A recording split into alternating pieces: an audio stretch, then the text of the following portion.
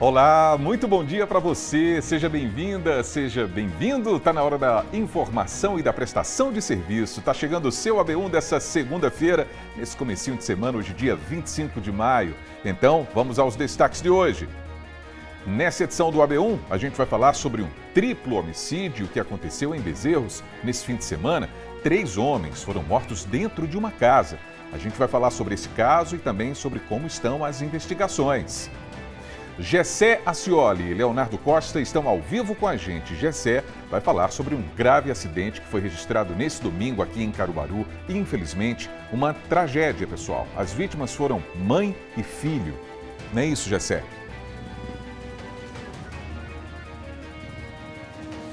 É isso, Almir. Bom dia para quem está nos assistindo. Nós estamos aqui no cemitério Parque dos Arcos, onde há pouco aconteceu o sepultamento de mãe e filho que morreram nesse trágico acidente. Daqui a pouco a gente chega com as informações, trazendo todos os detalhes de como aconteceu esse fatídico acidente na manhã de ontem aqui em Caruaru. Leonardo vai falar sobre a situação da BR-424 ali no município de Correntes. As reclamações por lá são muitas e já há bastante tempo. Não é isso, Leonardo? Bom dia para você.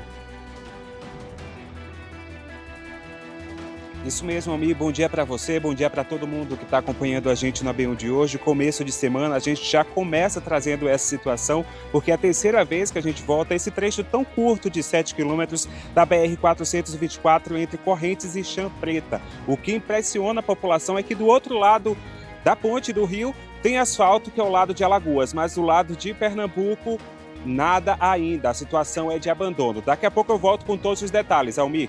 Muito bem, Leonardo e Gessé, estamos juntos nesse AB1. E nessa edição a gente também vai trazer atualizações sobre o processo de desativação da barragem do Cipó, aqui em Caruaru. Por conta das chuvas, algumas piscinas têm se formado, mas estão sendo esvaziadas de acordo com as equipes que estão trabalhando por lá. A gente vai trazer todos os detalhes também. Fábio Gomes e Aline Melo estão com a gente nesse AB1. Fábio vai trazer boas notícias sobre o pagamento antecipado da segunda parcela do 13º de aposentados e pensionistas do INSS. Bom dia para você, Fábio.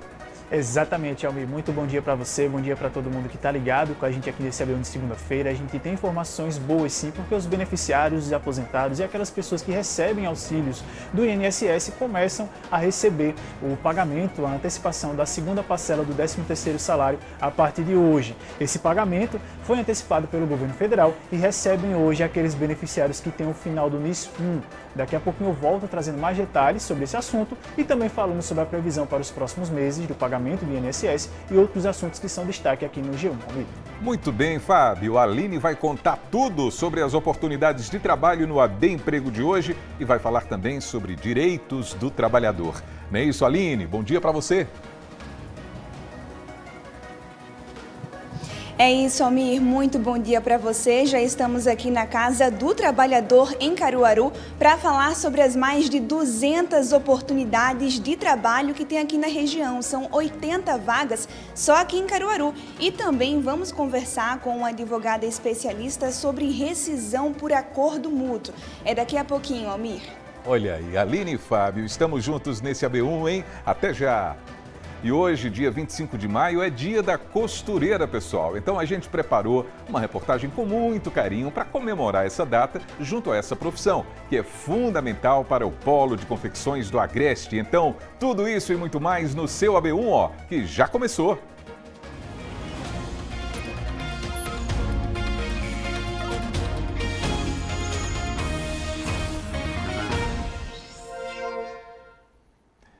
Então vamos juntos aqui na telinha da TV Asa Branca, olha, 11 horas mais 52 minutos, estamos juntos também pelo nosso portal G1 Caruaru e Região e pelo Globoplay também. Aí tem o QR Code que leva você para o nosso aplicativo, está aqui do lado, para acompanhar o AB1 ao vivo e de graça pela internet.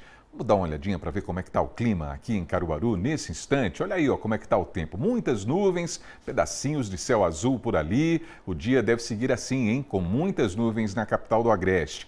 E à noite, o tempo deve ficar parcialmente nublado. Agora, os termômetros marcam 26 graus. E aí, a temperatura mínima deve ficar na casa dos 21.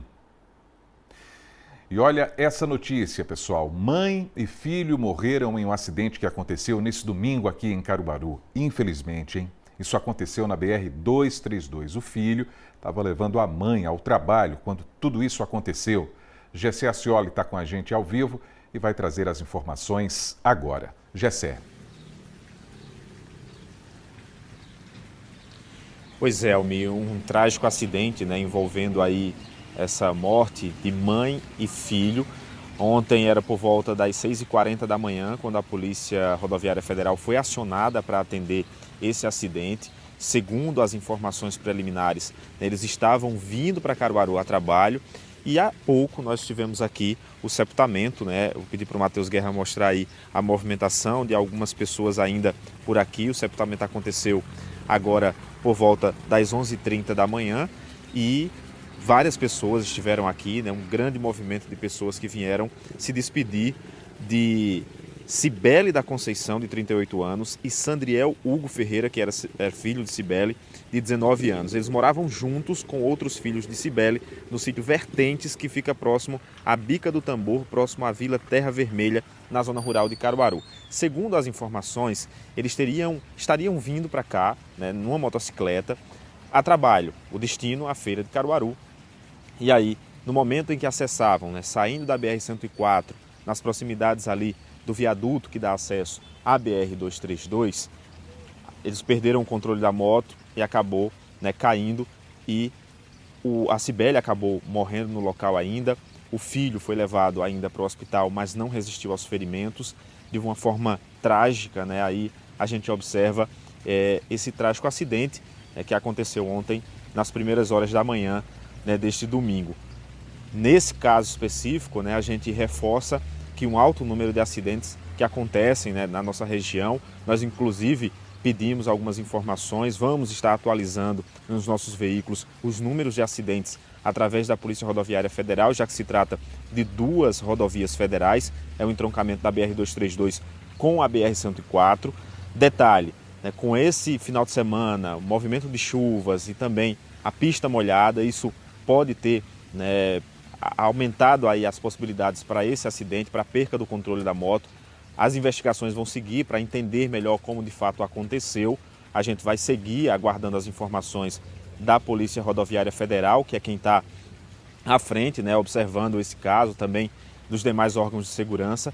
Mas é lamentável a gente imaginar, né, a morte de qualquer pessoa, o acidente de qualquer pessoa, nesse caso específico da Cibele com o filho, né, mãe e filho que estavam indo para o local de trabalho, né, saindo cedinho para trabalhar, como muitas pessoas saem de casa. Então o risco de um acidente de trânsito, nesse caso fatídico, né, com duas mortes. A gente reforça aqui as orientações de segurança para que as pessoas evitem alta velocidade, né, diminuam em trechos de maior necessidade ali, né, de fazer uma manobra, como é o caso de uma curva. Então, atenção ao máximo, porque estamos falando de vidas, né? E no trânsito a gente sabe como é perigoso. Então, a gente lamenta aqui, se solidariza com a família que acabou de sepultar esses dois corpos, mas que, de fato, é lamentável a gente trazer essa informação com duas mortes nesse acidente. Almir. É sempre muito triste. Muito obrigado pelas informações, Gessé. Os nossos sentimentos para os parentes, né, das vítimas, enfim, para os amigos também. A gente continua junto nesse AB1, daqui a pouquinho você volta, Gessé. Mais uma vez, muito obrigado. Agora, pessoal, a gente vai falar sobre os destaques do nosso portal, o G1 Caruaru e região. Fábio Gomes está chegando para falar sobre as inscrições para o Enem. Essas inscrições começaram hoje, Fábio. Boa tarde para você. Oi, Almir, muito boa tarde para você, boa tarde para todo mundo que continua ligado com a gente aqui nesse AB1. Começaram hoje sim, a partir da manhã de hoje, os estudantes, os interessados em prestar o Exame Nacional do Ensino Médio 2026 já puderam fazer as inscrições. Essas inscrições estão sendo feitas no site oficial do Enem e elas vão se estender até o mês de junho, até mais especificamente às 11 horas da noite e 59 minutos do dia 5 de junho. Os interessados em participar devem se inscrever oficialmente, né, pela página oficial do participante, na nossa reportagem reportagem do G1, a gente deixa aqui o link oficial para que os candidatos, o leitor do G1 possa clicar e ir direto para essa página de inscrição. Esse ano, as provas serão aplicadas nos dias 8 e 15 de novembro e o valor da taxa de inscrição será de R$ 85. Aqueles candidatos que não possuem direito à isenção devem efetuar esse pagamento obrigatório entre os dias 25 de maio e 10 de junho. Para aqueles que se enquadram nos critérios e requisitos, né, da isenção da taxa, a gente explica aqui na nossa reportagem como ele deve proceder. No ato da inscrição, o candidato ele deve informar os dados pessoais, indicar a necessidade de recurso de acessibilidade, caso seja necessário, ou também se deseja usar o nome social e também indicar o idioma de língua estrangeira que ele vai fazer na prova. Ele pode escolher tanto inglês como também espanhol. Acessando o G1, o pessoal de casa que vai prestar o Enem esse ano pode conferir o cronograma completo e também outros detalhes sobre a edição do Enem desse ano, Almir. Muito bem, perfeitamente, Fábio Gomes. Estou vendo que no G1 também tem informações sobre a Universidade Federal de Pernambuco. Tem sim, Almir, mais especificamente sobre aquele curso do Pronera, né, de medicina. Esse assunto a gente já veio tratando desde o ano passado, que vem passando por algumas polêmicas, e a novidade que a gente traz sobre esse assunto é que o Supremo Tribunal de Justiça, o STJ, garantiu a continuidade da turma especial de medicina da UFPE aqui de Caruaru, que foi criada em parceria com o INCRA para os beneficiários da reforma agrária por meio do Programa Nacional de Educação na Reforma Agrária, o Pronera. Essa decisão foi assinada na última sexta-feira. Ela suspende um entendimento do Tribunal Regional Federal da 5ª Região, o TRF5, que autorizava apenas a conclusão do primeiro semestre e previa a interrupção do curso após esse período. Essa nova medida valerá até o julgamento do processo principal em segunda instância e garante que o segundo semestre letivo comece no dia 10 de agosto desse ano. Segundo o STJ, a paralisação poderia comprometer a execução de uma política pública federal voltada a ampliar o acesso ao ensino superior para os beneficiários da reforma agrária. O presidente da Corte citou ainda a importância da formação para as áreas que são historicamente desativadas e de difícil acesso aos profissionais de saúde. No texto, o presidente do STJ também apontou os impactos administrativos que uma interrupção poderia causar à universidade, como, por exemplo, as dificuldades no planejamento acadêmico, as matrículas e também a organização das atividades práticas. No G1 Você de Casa pode conferir mais detalhes e também todo o cronograma, a cronologia dessa polêmica envolvendo esse curso de medicina do Pronera, Almir. Tá tudo no G1 Caruaru e região. Fábio, daqui a pouquinho você está voltando, né? Volto sim, Almir. Até já. Até já. Agora, meio-dia, e a gente vai em frente, porque agora, pessoal, tem informações atualizadas sobre a situação da barragem do Cipó aqui em Caruaru. Você lembra, não é? A gente vem acompanhando esse processo de desativação da barragem, porque após uma análise técnica foi comprovado que a barragem apresentava riscos. Então, em abril desse ano, foi definida essa desativação. Aí, o engenheiro responsável por esse trabalho na barragem conversou com a nossa equipe e falou sobre os prazos de conclusão dessas obras. Vamos ver? O objetivo de abrir aquela vala, além de tirar aquele material morto, né, aquela lama, aquele resto de água que sobrou, é evitar que a barragem encha novamente. Então, a gente abriu, deixou lá a ferida, literalmente, no maciço, para que a calha do rio ela siga o fluxo natural. Obviamente, vai ser licitado aí a parte de descomissionamento, onde, de fato, vai tirar todo aquele grande maciço. Estamos falando aí de 39, 40 mil metros cúbicos de solo. Então, aonde o destino final daquele material está sendo trabalhado pela prefeitura, né? O nosso escopo acabou quando a gente abriu ali e garantiu a segurança da população, mas a prefeitura continua trabalhando, está sendo feito aí estudos de viabilidade, onde vai colocar aquele material. Estou falando de 1.500 caçambas de aterro, um grande volume de material, a recomposição ali da vegetação nativa e a calha do rio. Hoje, se tiver uma chuva ou qualquer coisa, a ideia é realmente aquela água sair por aquela vala que a gente abriu no maciço. Obviamente, pode aparecer uma piscina ou outra, uma área mais alagada, porque o terreno não é plano, mas isso não compromete a segurança da população. Isso é uma área de proteção permanente, a gente não pode chegar lá e construir edifícios, prédios, como vem vinculando por aí, isso não existe, isso está fora de cogitação, mas precisa fazer a recomposição da vegetação, né? A CPRH, a gente leva a proposta para a CPRH, a CPRH comprou isso também, ela aprovou a nossa proposta de como vai ser feito o descomissionamento, então fizemos, foi aprovado, retirou os peixes, retirou ali todos aqueles animais aquáticos que até então ali pertencia, e agora é uma nova discussão para onde vai esse material, porque são 40 mil metros cúbicos de material, é uma área grande, muito grande, e o que vai ser feito, se vai ser parques, enfim, alguma coisa realmente vai se acontecer ali, ou se deixa nascer a vegetação natural. Isso tudo está sendo estudado pelo pessoal do ambiental da prefeitura para ver o que vai fazer. O que se pode garantir é que nada particular vai ser feito ali. Isso aí não existe. Bom, e agora, 12h, 2 minutos, a gente tem uma denúncia, hein, do município de Correntes aqui no Agreste, porque tem um trecho da BR-424 que corta o município e está assim, ó, cheio de buracos. As reclamações, claro, são muitas por lá, o pessoal está preocupado, lembrando que essa não é a primeira vez que a gente cobra melhorias para essa rodovia não, hein? Leonardo Costa está ao vivo, vem acompanhando essa situação há um tempão também. Não é isso, Léo? Boa tarde para você.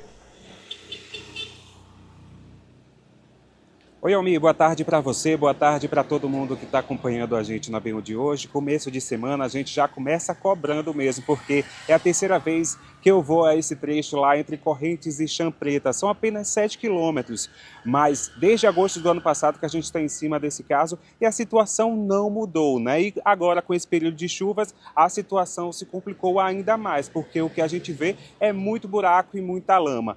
O pessoal teve aí a sensibilidade de pedir à Prefeitura de Correntes para passar uma máquina, mas essa máquina não passou em todo o trecho, em toda a via, ou seja, o problema real continua por lá.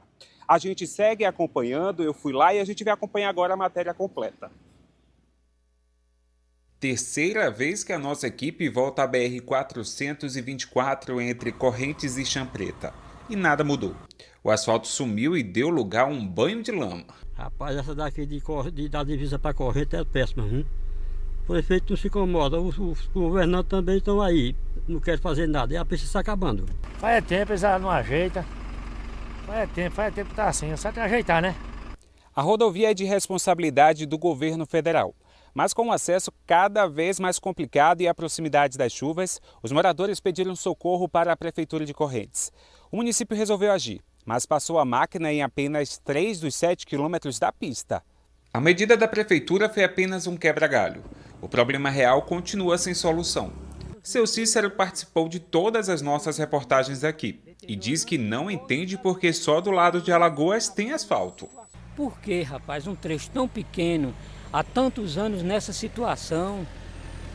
Eu mesmo já tive prejuízo aqui, porque eu passo sempre aqui aos domingos para Alagoas. Já tive um problema com o meu carro, furou o kart aqui, gastei R$1.000, já encontrei outros carros quebrados por aí. E o interesse está voltado às estradas lá para frente, puxando para Alagoas, tá certo? Tudo bem, é bom que se faça mesmo. Mas por que não dá prioridade a esse trechinho aqui, 7 quilômetros, numa situação dessa que a gente está vendo aqui, todos que passam? Eu não entendo. Nas outras 2 vezes, o DENIT não deu resposta. Enquanto o jogo de empurra continua, o povo de Correntes segue na lama. Rapaz, nós estamos aqui sofrendo há 18 anos, bem dizer, nessa situação que a gente se encontra hoje aqui, um asfalto que foi um asfalto completamente destruído. Toda vez, quando tempo de chuva, começa a quebrar a moto, os buracos deixa de melhorar, piora, e assim vai. 18 anos não são 18 dias, né? A situação tem se arrastado aí por muito tempo. A população não entende porque do outro lado ali, do lado de Alagoas, tem uma pista novinha, já tem placa, inclusive de melhoria, e essa reforma, essa obra não chega, de fato, do lado de Pernambuco, em um trecho tão pequeno que corta, de fato, todo o município de Correntes e leva a população ao estado de Alagoas. A gente, mais uma vez, entrou em contato com o DENIT, das outras 2 vezes a gente não teve uma resposta, mas desta vez o DENIT enviou uma nota para a nossa produção, que eu vou ler na íntegra, viu? O DENIT informa que está em andamento o procedimento administrativo que visa a federalização deste trecho de via estadual entre o município de Correntes e a divisa dos estados de Pernambuco e Alagoas, quilômetro 133,50 e o quilômetro 142,40. E somente quando o trecho for incorporado à malha federal, o DENIT poderá adotar ações visando a execução de melhorias neste segmento. Só que o que a gente vê aí é que não existe um prazo para justamente a população contar com essa federalização e justamente essa obra chegar. A gente segue acompanhando, mas a situação é bem complicada e nesse período de chuva o que a gente vê é muita lama mesmo e quem termina pagando essa conta é justamente o motorista e quem precisa passar por ali todos os dias, porque tem muitos bairros também que ficam bem perto desta rodovia federal / estadual, Almir. Exatamente, Leonardo, exatamente. Você apontou todos os problemas aí, detalhou essa situação, né? Falou que esse trecho nem é tão longo assim, nem é tão extenso e ainda assim o pessoal está lá sofrendo demais com esse cenário todo. Quando chega a nota passa a ser uma referência, mas quando a nota não traz data, fica difícil também, não é? Porque a gente não tem nem como calcular em quanto tempo esse trabalho vai ser feito de forma definitiva, né? É essa a sensação também do telespectador, da telespectadora e das pessoas lá em Correntes. Mas a gente vai seguir acompanhando, claro, até que esse problema seja resolvido. É esse o nosso maior objetivo e desejo também. Não é isso, Léo? Muito obrigado por essas informações, hein? Bom trabalho para você. E agora a gente vai saber quais são os problemas da comunidade nesse AB1 aqui em Caruaru. Moradores do José Carlos de Oliveira entraram em contato com a gente e a nossa equipe também foi até lá para atender a esse chamado e saber o que é que está acontecendo. Vamos ver? Olha a dificuldade que os veículos enfrentam para transitar na rua João Francisco da Silva, no bairro José Carlos de Oliveira. O local é repleto de problemas. A passagem aqui que está tendo assalto. Já teve 3 mortos aqui. O ônibus da escola passa, os alunos já foi assaltado, um ônibus arriscado virar. Nós não sabemos o que vai fazer mais, porque a gente já mandou o prefeito vir aqui, o prefeito nunca apareceu. Marcílio passa por essa rua todos os dias para trabalhar e levar o filho na escola. Ele conta que chegou até a presenciar acidentes por conta dos buracos. É ruim, muito ruim mesmo. Quebra as motos, passo de carroça aqui carregado para levar comer para os bichos. Os cavalos é capaz de cair aqui nessa água aqui. É muito ruim mesmo, isso. Para levar os meninos para a escola também. É ruim demais, é horrível passar aqui. Tem que fazer alguma coisa por a gente e pela população aqui, que ninguém aguenta mais isso aqui não. Já aconteceu do senhor quase sofrer um acidente por conta desses buracos? Eu já vi os outros cair aqui direto aqui. Aqui não tem jeito não. Ninguém aguenta mais isso aqui. Em dias de chuva, a situação do esgoto fica ainda pior. Marinalva mora nessa mesma rua há 21 anos. Ela diz que a água suja chega a invadir a casa dela. Chega a entrar na minha casa, o meu rack já está todo estourado já, de tanta água que entra. Agora não é só a água daqui, do coisa aqui não, desse coisa aqui do barreiro não. É água também do esgoto, vem água do esgoto lá em cima, entendeu? E essa rua aqui já era para ser calçada, gente. Ela é calçada lá embaixo, ela tem asfalto lá embaixo. É toda asfaltadinha e a gente vai no sofrimento desse.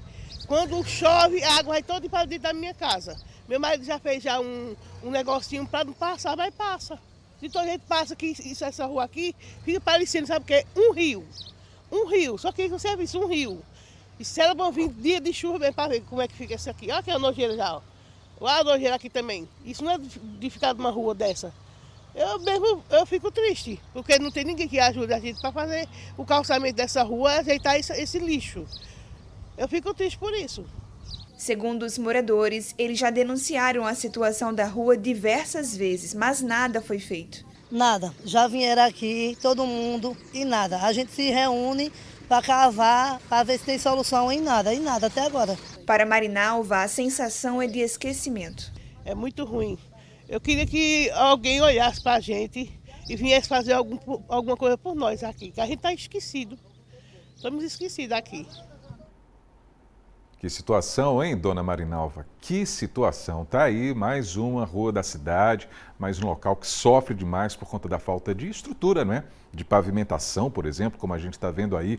A gente entrou em contato com a Secretaria de Infraestrutura Urbana e Obras e eles disseram que a rua João Francisco da Silva faz parte de um conjunto de vias que em breve serão publicadas no Diário Oficial do município para o início das obras de pavimentação. Essa nota também não trouxe uma data com precisão.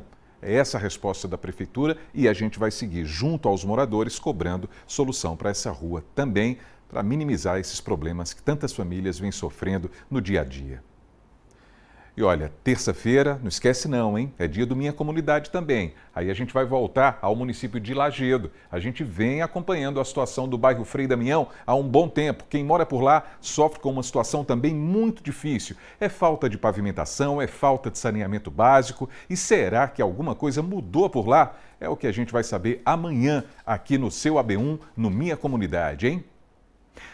Agora a gente vai para o intervalo e ainda nessa edição, pessoal, tem o AB Esporte. A gente vai falar sobre o empate do Central com o Souza lá na Paraíba. Arrancar um pontinho fora de casa é importante, claro, mas tem outras contas em jogo. Até porque o Maguari vai entrar em campo hoje. Então todas as informações sobre a Série D do Brasileirão a gente vai conferir aqui no seu AB1, que volta já. 12h, 12 minutos agora.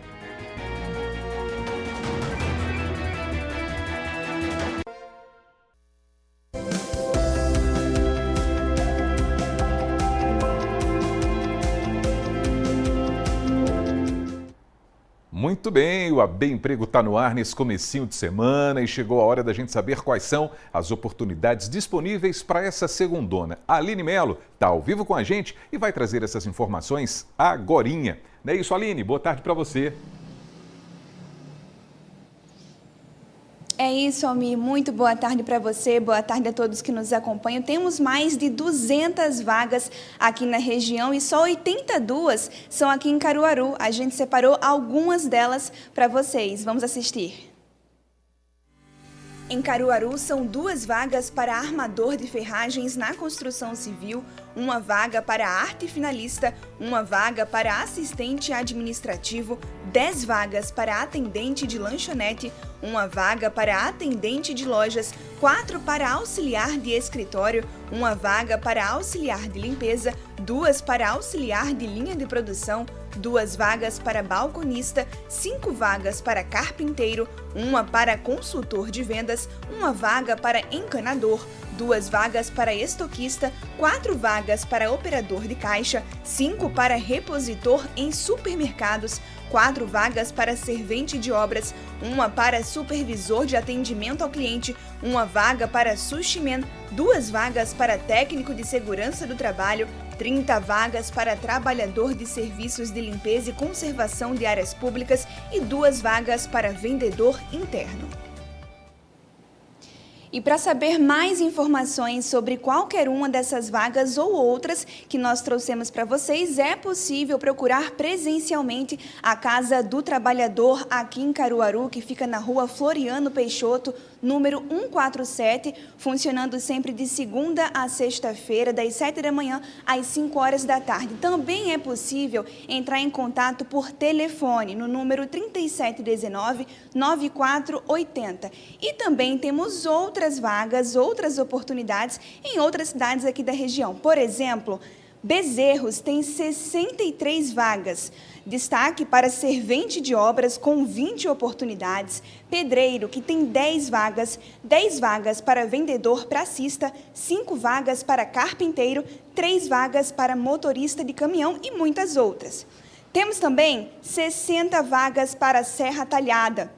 Por exemplo, 10 vagas para auxiliar de linha de produção, 5 vagas para auxiliar de cozinha, 5 vagas para empregado doméstico, 5 vagas para vendedor interno e 4 vagas para garçom. Lembrando que essas são apenas algumas oportunidades dessas cidades e tem outras oportunidades em outras cidades também. Para conferir qualquer uma delas, basta conferir www.cedep.pe.gov.br, Almir. Muito bem, Aline Melo, muito bem. Falando ainda sobre o mercado de trabalho, existem muitas perguntas. Por exemplo, quando uma pessoa pretende se desligar do emprego, a chamada rescisão de contrato por acordo. Mas existem regras também para essa modalidade, né, Aline? Existem sim, a gente está aqui agora com a advogada Valéria Soares, que vai explicar que regras são essas.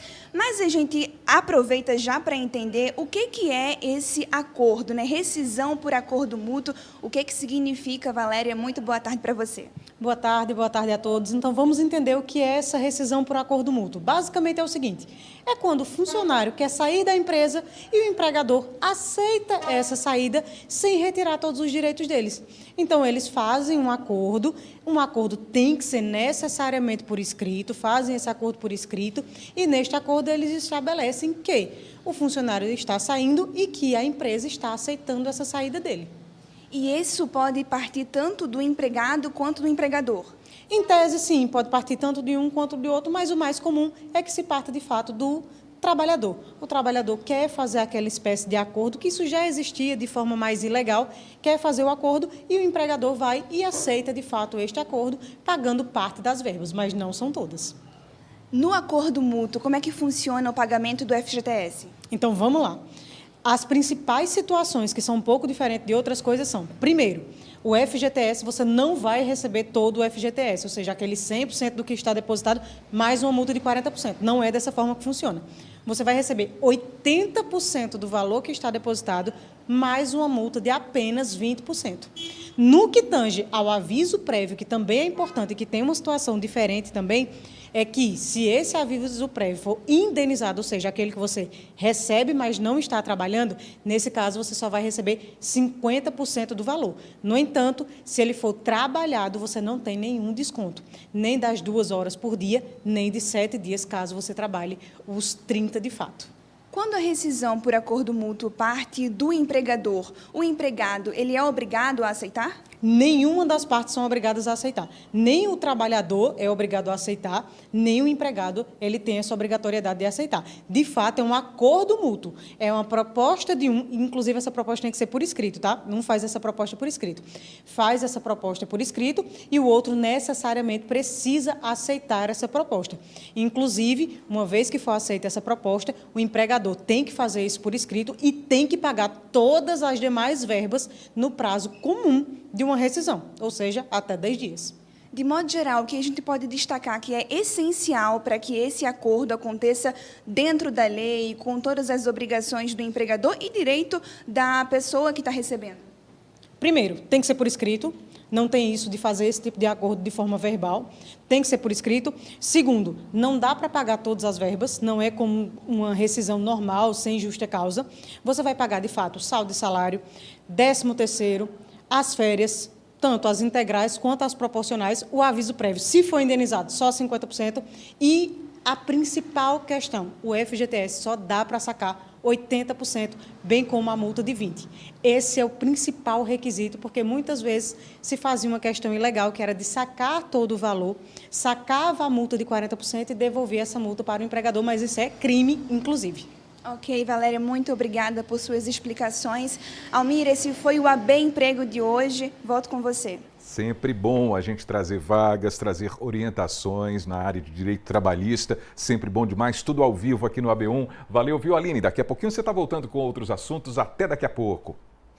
Bom, agora a gente vai até o Agreste Meridional para dar uma olhadinha, para ver como é que está o tempo em Garanhuns. Essas imagens são ao vivo, você está conferindo aí, ó, céuzão, hein? A gente vê um pedacinho da Cidade das Flores na sua tela. Por lá, o dia deve seguir assim, com muitas nuvens, e à noite o tempo deve ficar um pouquinho mais aberto. Agora, os termômetros estão marcando 25 graus e a temperatura mínima não deve passar dos 19. Agora a gente vai para o intervalo, pessoal, e daqui a pouquinho a gente vai falar sobre violência. Infelizmente, um triplo homicídio foi registrado em Bezerros nesse fim de semana. Os detalhes a gente vai trazer daqui a pouco no seu AB1, meio-dia, 22 minutos agora.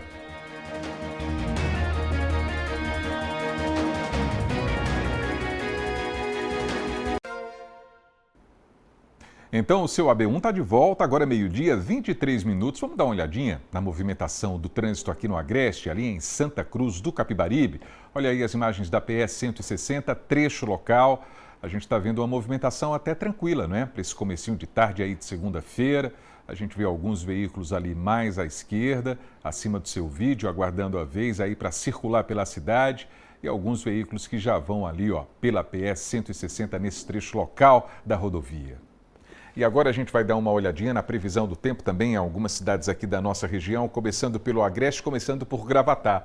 Temperatura mínima por lá, pessoal, deve ficar na casa dos 21 graus e a máxima deve chegar aos 27. Em Catende, na Zona da Mata, Aí os termômetros marcam 21 como temperatura mínima e a máxima pode chegar aos 28. Serra Talhada no Sertão, mínima de 18 graus e a máxima pode alcançar os 30 graus por lá, hein? E olha, essa é a última semana para quem ainda não fez a declaração do imposto de renda. Realizar o procedimento é importante para ficar em dia com a Receita Federal. Então, a Aline Mello está voltando e vai trazer informações sobre um plantão fiscal que está acontecendo aqui em Caruaru. Olha que oportunidade é essa. Conta pra gente, Aline. Pois é, Almi. O Centro Universitário Unifavip realizou ao longo desse período diversos plantões fiscais de forma completamente gratuita para a população que tem alguma dificuldade no momento de fazer o preenchimento, o procedimento. Basta comparecer presencialmente na faculdade nesta quarta-feira. Mas o professor Paulo Venício explicou para a gente direitinho o que é que precisa para ter acesso a esse serviço completamente gratuito. A gente assiste agora. Que o prazo final de entrega do imposto de renda vai até o dia 29 de maio, ou seja, próxima sexta-feira. É importante que todos fiquem atentos para a elaboração da declaração para evitar multas e penalidades que podem prejudicar o seu bolso aí nesse processo. A documentação necessária para a realização da declaração, primeiro você precisa ter acesso ao seu GOV, seu CPF e a senha que você criou, de preferência em nível prata ou ouro, e as documentações pessoais, RG, CPF, título de eleitor, comprovante de endereço, documento dos seus dependentes, caso você possua, companheiro, filhos ou enteados, e demais dependentes que você detém autorização judicial para isso. Os informes de rendimento dos seus bancos, os investimentos que você faz em renda fixa, renda variável, a declaração dos seus bens naturalmente, as escrituras, entre outras informações. Para ajudar você melhor na composição dessa documentação, nós temos aqui na instituição NAF, que é o Núcleo de Apoio Fiscal, em parceria com a Receita Federal do Brasil. Nós estamos com um plantão à disposição de vocês na próxima quarta-feira, das 2 da tarde até as 18 horas, para realização, orientação e envio da sua declaração, caso seja necessário. Uma informação importante desse ano é que muitas pessoas estão confundindo a isenção dos R$5.000. Elas imaginam que essa isenção já vai ser atribuída na declaração que está sendo feita agora. E na verdade não é isso. Essa isenção é para 2026. A declaração está sendo feita referente ao ano de 2025. Então, estamos à disposição aqui na instituição, na Unifavip Weiden, na próxima quarta-feira, para ajudar você, cidadão, na elaboração, orientação e envio. Então, reforçando, o último plantão acontece nesta quarta-feira, das 2 horas da tarde às 18 horas. Basta comparecer presencialmente no núcleo de apoio da Unifavip com todos esses documentos que o professor mencionou para que seja possível fazer o procedimento. Tudo gratuito, Almir. Que maravilha, que oportunidade é essa, Aline? Muito obrigado por essas informações, hein? E um bom trabalho para você. Bom, agora está na hora da gente voltar à redação, porque tem outros destaques do nosso portal nessa segunda-feira. Fábio Gomes, é contigo? Oi, Almir, mais uma vez boa tarde para você, boa tarde para todo mundo ligado com a gente aqui nesse AB1. A gente tem informações sobre o INSS, porque aqueles pagamentos da segunda parcela do 13º que foi antecipado pelo governo federal começam a partir de hoje. Aqueles beneficiários que têm o final do NIS 1 começam a receber essa parcela hoje. Essa informação está disponível aqui no nosso portal com todos os detalhes, e a informação também divulgada pelo governo federal é que esse valor eles devem injetar cerca de 78,2 bilhões de reais na economia, de acordo com o Ministério da Previdência Social. Esses pagamentos seguem até o dia 8 de junho. Os beneficiários podem consultar o valor do abono pelo site ou pelo próprio aplicativo Meu INSS na opção Extrato de Pagamento. Os beneficiários que ganham até um salário mínimo com o final do NIS 1 recebem hoje, o final do NIS 2 recebe a partir de amanhã e assim por diante. Já aqueles beneficiários que recebem acima do salário mínimo vão receber a segunda parcela a partir do dia 1º de junho. Os detalhes sobre quem tem direito, como consultar esse pagamento e mais detalhes sobre que podem ser acessados aqui no nosso portal, Almir. Isso mesmo, tá tudo no nosso G1, que também tem informações aí para quem sempre fica estudando para a oportunidade dos concursos, né? Aquelas seleções simplificadas também. Tá tudo aqui no nosso G1, né, Fábio? Tá sim, Almir. Pelo menos 900 vagas estão disponíveis aqui em todo o estado de Pernambuco. Essas vagas são para concursos e seleções simplificadas. Tem oportunidades para prefeituras, para órgãos estaduais e também outros locais espalhados por todas as regiões do interior de Pernambuco. A gente tem aqui oportunidades para níveis de escolaridade fundamental, médio, técnico e superior. E claro, a gente destaca aqui alguma dessas oportunidades que estão disponíveis na nossa área de cobertura. Belo Jardim, por exemplo, tem inscrições abertas até amanhã para 181 vagas de níveis fundamental, médio, técnico e superior, com salários que podem chegar até R$7 mil. A Universidade de Pernambuco tem inscrições até a quarta-feira para 19 vagas em níveis médio, técnico e também superior, e um concurso que abre hoje e tem também uma boa remuneração, é o voltado para a Secretaria de Defesa Social. São 16 vagas de nível superior, com salários que ultrapassam os R$5 mil.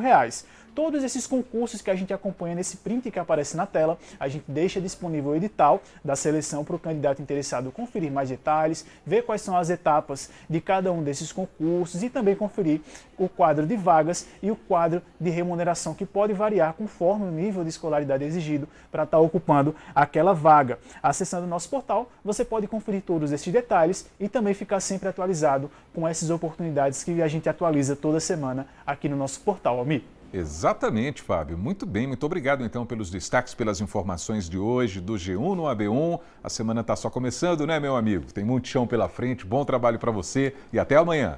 É isso aí, meu amigo. Boa semana pra gente, boa semana para todo mundo ligado com a gente aqui nesse AB1 e até amanhã, meu amigo. Valeu, Fábio. Agora meio-dia, 31 minutos. Vamos seguindo, porque agora a gente vai falar sobre violência, pessoal. Infelizmente, 3 homens foram mortos a tiros dentro de uma casa no município de Bezerros, aqui no Agreste. Gessé Acioli está voltando ao vivo e vai trazer os detalhes para a gente entender também como é que estão as investigações desse caso. Gessé? Pois é, Almir, a gente volta agora para falar sobre esse triplo homicídio que aconteceu na cidade de Bezerros. 3 homens foram mortos dentro de uma residência no bairro Gameleira, naquela cidade. E aí a gente começou a trazer as informações através do que a polícia repassou, né? Inclusive, né, foi registrado na madrugada do domingo, ou seja, do sábado para o domingo, e apenas uma das vítimas até então foi identificada, que é o Fábio Pereira de Freitas, de 32 anos. Os outros 2 homens seguem oficialmente sem identificação aqui no Instituto de Medicina Legal em Caruaru, no complexo da Polícia Científica aqui de Caruaru. De acordo com a Polícia Civil, o caso foi registrado por meio da 14ª Delegacia de Caruaru, que informa ter registrado esse triplo homicídio consumado dentro de uma residência nesse bairro Gameleira, lá em Bezerros. As vítimas, né, como trouxe aqui um homem de 32 anos e outros 2 de identidade ainda desconhecidas, foram atingidas por disparos de arma de fogo e foram a óbito no local.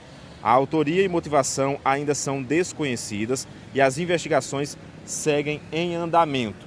As informações sobre a identificação desses 2 outros homens que estavam dentro da residência ainda seguem sem o registro oficial da polícia, e a gente traz informações sobre o número de homicídios que foram registrados na cidade de Bezerros.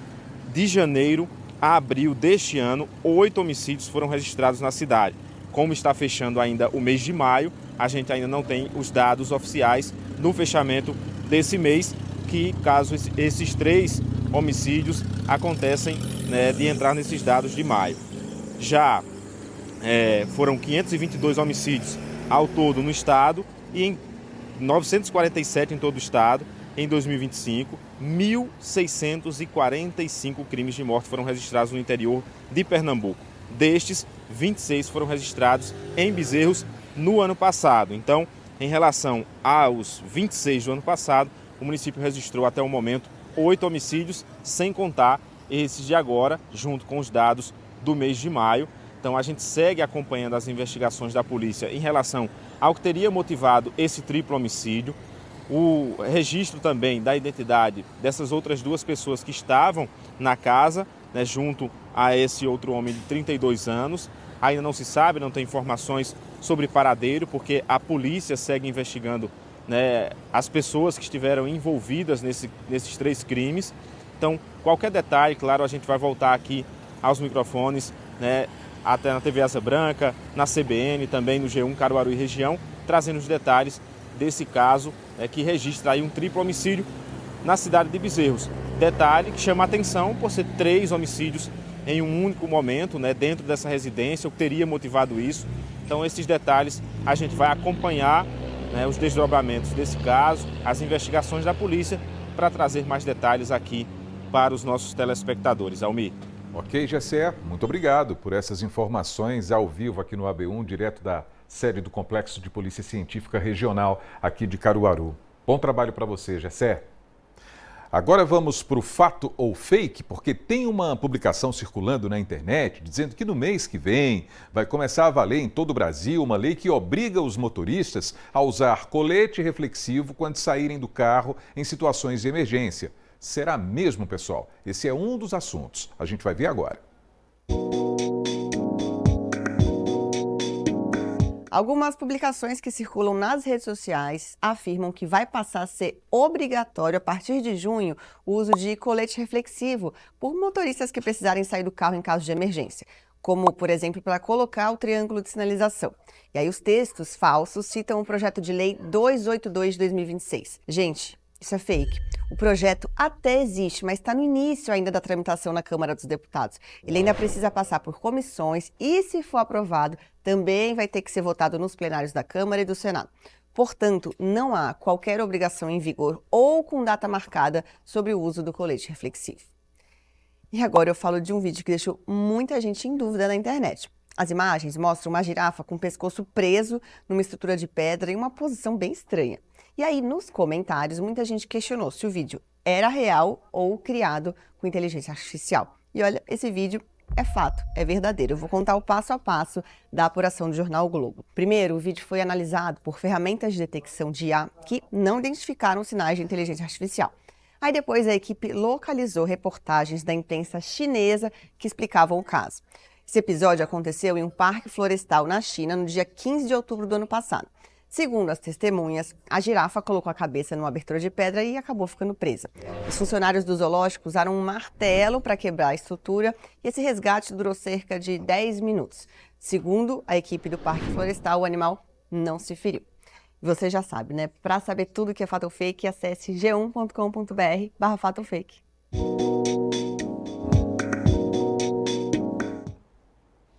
Bom, agora a gente vai para o AB Esporte, porque o Central jogou no último sábado contra o Souza pela Série D do Campeonato Brasileiro. Herbert Ramos está ao vivo com a gente, vai falar como foi esse duelo da Patativa, como é que foi esse confronto. Uma boa tarde para você, Herbert.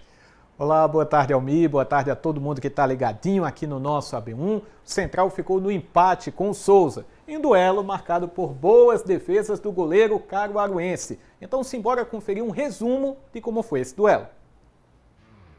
Jogo importante para Central e Souza no Marizão. Logo aos 14 minutos do primeiro tempo, Everton Heleno finalizou de voleio e Milton Rafael fez uma defesa. No rebote, Luiz Henrique chutou para fora. O Central respondeu com o atacante Juan, que fez boa jogada individual e finalizou de longe. Em nova arrancada, Luiz Henrique voltou ao ataque e lançou para Gilmar. O jogador do Souza desviou e a bola passou perto. A jogada aérea estava funcionando para o time paraibano. Iranilson levantou na área, Everton Heleno finalizou de cabeça e Milton Rafael fez uma grande defesa. Veio o segundo tempo e o Souza seguiu na pressão. Luiz Henrique cobrou o escanteio rasteiro. Diego Viana bateu de longe. A bola desviou na zaga. Milton Rafael defendeu. A resposta da Patativa veio aos 16 minutos com Felipe Ramon. O lateral recebeu na entrada da área e acertou um chutaço.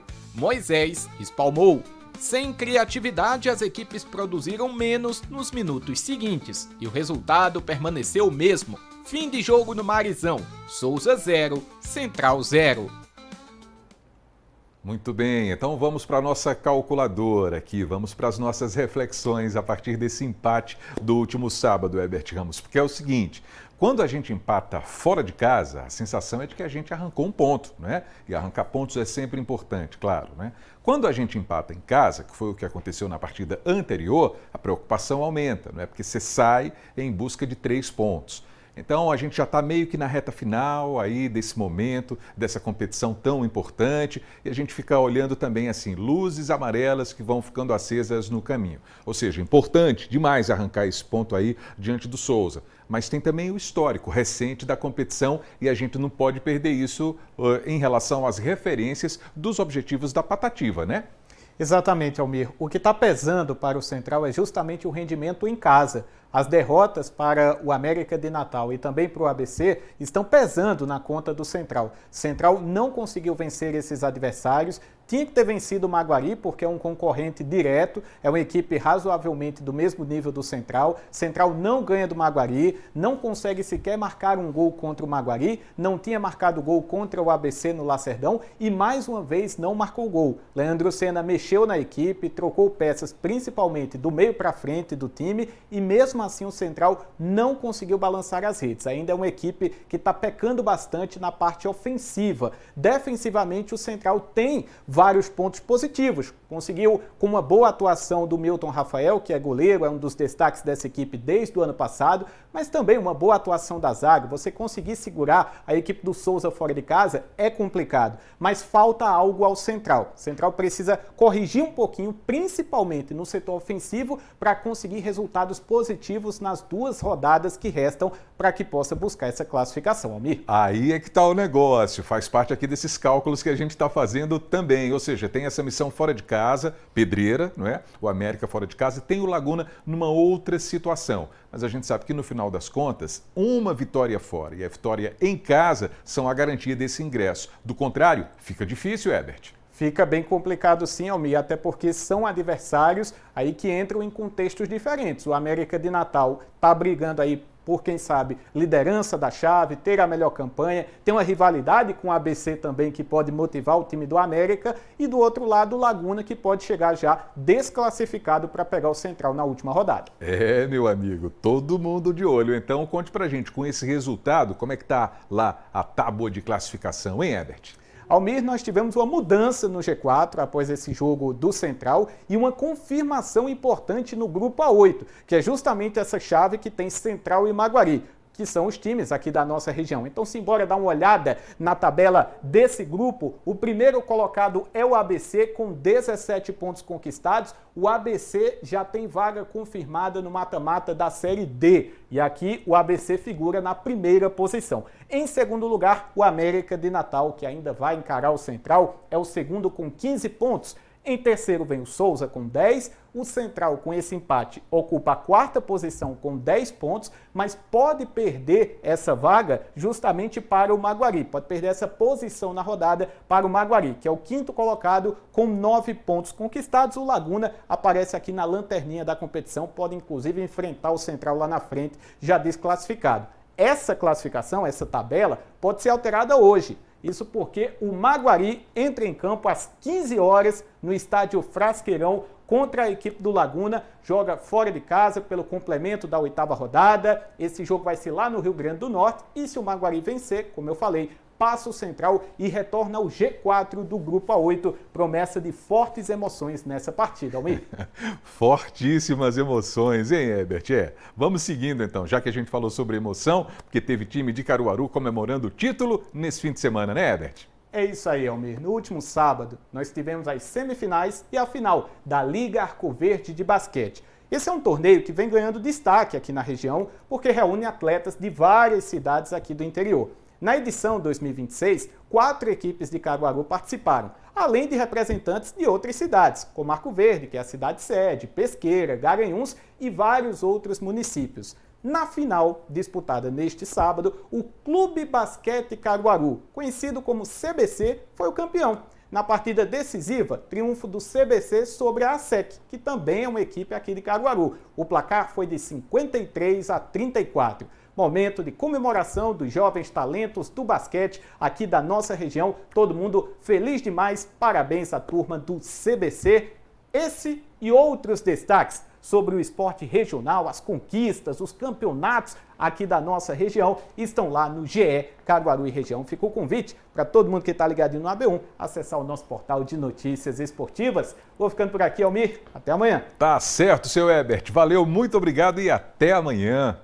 E vamos seguindo com o AB1, porque agora a gente vai ver uma reportagem bem interessante sobre um projeto que tem ajudado a preservar a memória de construções históricas lá no Agreste Meridional. Veja na reportagem de Leonardo Costa. A iniciativa cataloga e mapeia edificações históricas em Garanhuns, Saluá e Paranatama. O projeto, que dura cerca de 6 meses, reúne professores e estudantes em um trabalho minucioso e cheio de significado. Esse projeto tem no intuito da preservação das edificações históricas de Garanhuns. É para contar a história de Garanhuns, para fazer com que as pessoas reconheçam a preservação da história de Garanhuns, que conte a história de Garanhuns através da cultura material, dos edifícios, das casas, do lugar onde as pessoas moram. Porque o lugar onde as pessoas moram contam também uma história e uma evolução da cidade. E é isso que é um dos objetivos desse projeto. A fotografia é um congelamento do tempo. E esse congelar do tempo faz com que a gente preserve, mesmo que haja modificações nessas casas no futuro, mas a gente tem uma ideia hoje de como essas casas históricas estão presentes. E é a partir dessa memória atual do presente que a gente pretende conservar esse casario, essas edificações, para de novo contar a história e a evolução da cidade, das cidades do Agreste Meridional de Pernambuco. Mais do que reunir dados, o projeto ajuda a preservar a identidade das cidades. Cada casa, cada fachada guarda histórias que atravessam gerações. Todas as histórias e as fotografias estão reunidas em uma rede social. Isso deixa o material mais acessível para moradores de Garanhuns, Paranatama e Saluá, e também para quem está em qualquer lugar do mundo.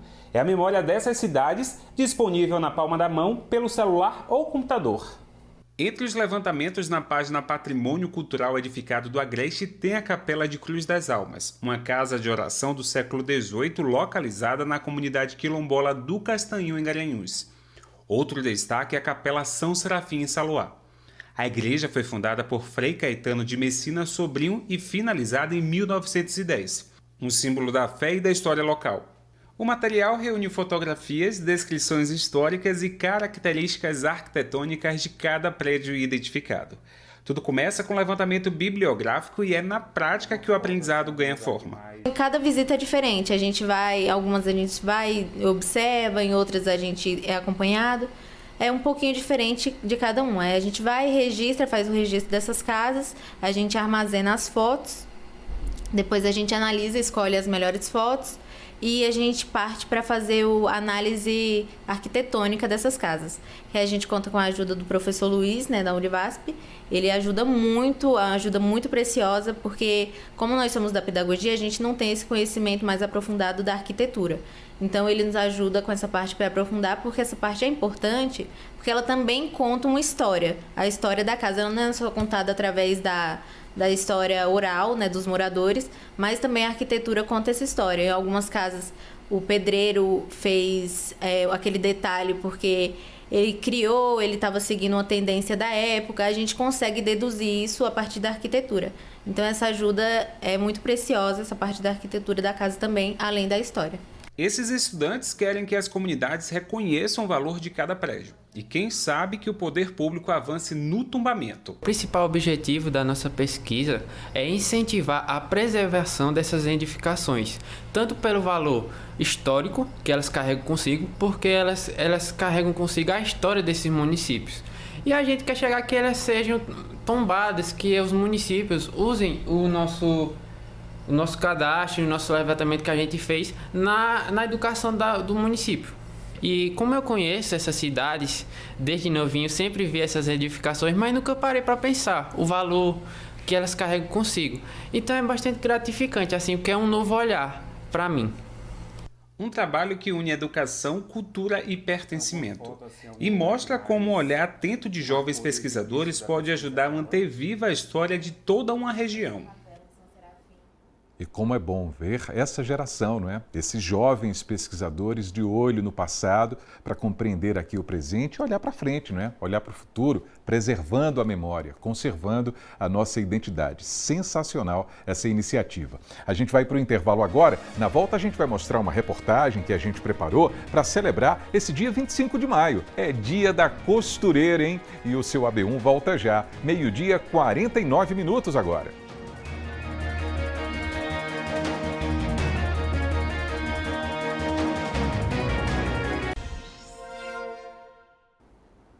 Então, estamos de volta com o seu AB1, 12h, 50 minutos. E hoje, hein? Hoje é dia da costureira, uma data que celebra essa profissão tão importante, inclusive aqui para a nossa região. Então, a gente preparou uma reportagem com muito carinho a respeito desse assunto. Vamos ver?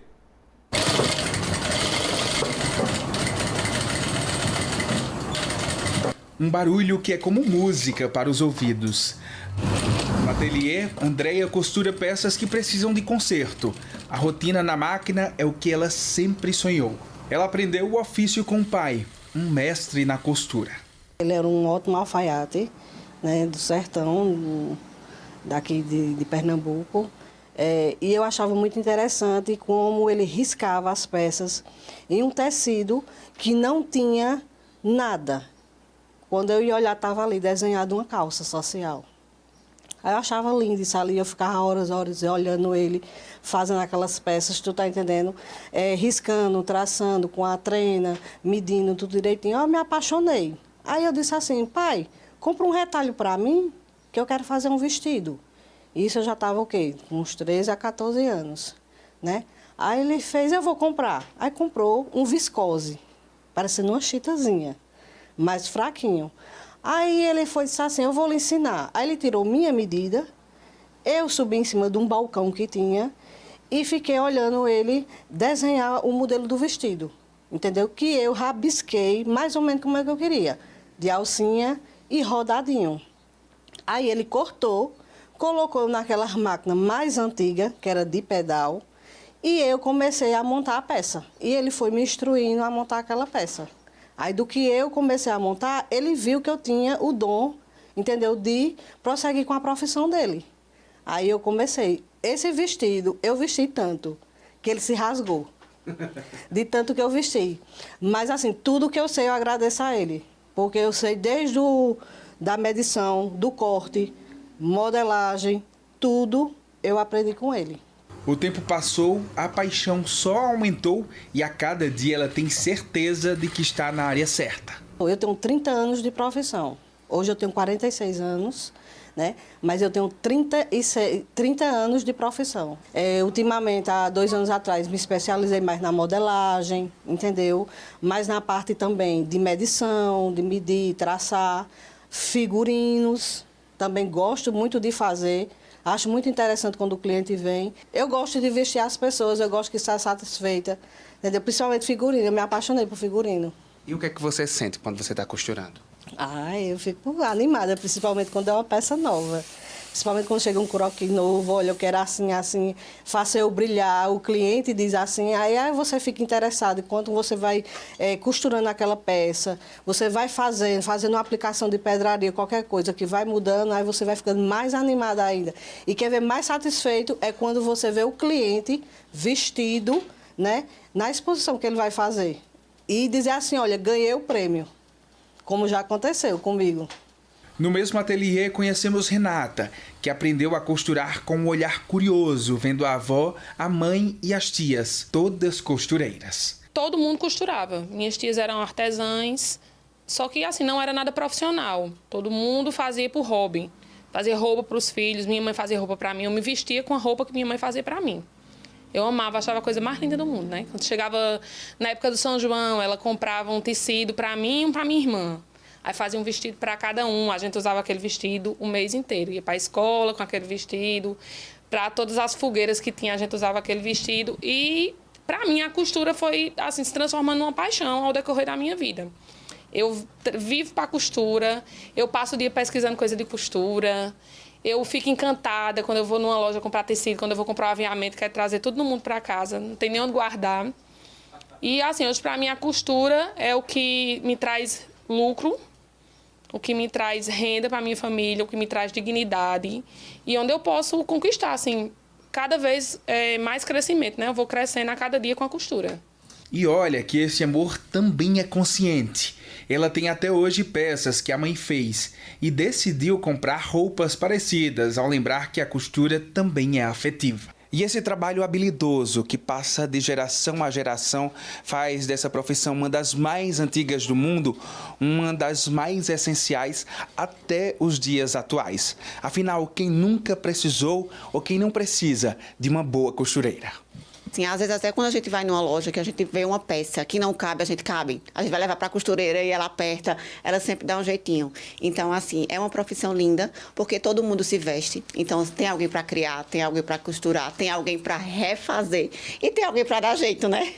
Então, assim, é uma profissão linda, é uma profissão que eu acho que nunca vai se perder, porque é uma profissão artesanal, né? Uma profissão de mão mesmo, que tem que ter, muito maquinário existe, mas as costureiras são, assim, essenciais para uma peça acontecer, né? Renata diz que se sente valorizada, principalmente quando vê os clientes assim, vestindo o que saiu das mãos dela. A costura é a área que ela quer ser lembrada e viver por muitos anos. Fico feliz quando o cliente prova a roupa e ele dá um sorriso e diz: ficou perfeito, do jeito que eu imaginava. Olha como me vestiu bem, olha como me valorizou. Isso, para mim, é prazeroso. Ver a satisfação do cliente, ver o cliente saindo da loja, bem vestido, com a peça bonita e retornando. Tem clientes hoje que são amigos. E assim a gente deseja uma vida longa aos profissionais da costura, que são os responsáveis pelo que vestimos e também por manter viva as feiras do polo têxtil do estado. Muito bem, parabéns. E amanhã tem o Me Conte Sua História para a gente conhecer um pouquinho da trajetória de Dona Severina Josefa da Conceição. Ela chegou aos 100 anos de idade. Dá só uma olhada. O que acontece em um século? Olha, uma infinidade de fatos. E ela completou 100 anos de idade. Esta moradora de Caruaru agradece por ter chegado até aqui. Mas pelo que tanto passou nessa vida, você vai conhecer um pouco da trajetória de Severina Josefa da Conceição, carinhosamente chamada de Dona Bill, de Cachoeira Seca, distrito de Caruaru. É no Me Conte Sua História, no AB1, amanhã. Muito bem, legal demais. E daqui a pouquinho tem o Panorama CBN para a gente conversar com o gerente da Agreste Centro Norte Caruaru, Cícero José. A gente vai falar sobre o Circuito Literário de Pernambuco, que está começando hoje, hein? O Panorama começa às 2h na Rádio que Toca Notícia. E assim termina o seu AB1 dessa segunda-feira, desejando uma boa tarde e, mais que isso, desejando uma ótima semana também. A gente volta a se encontrar amanhã, se Deus quiser. Valeu, pessoal. Até lá.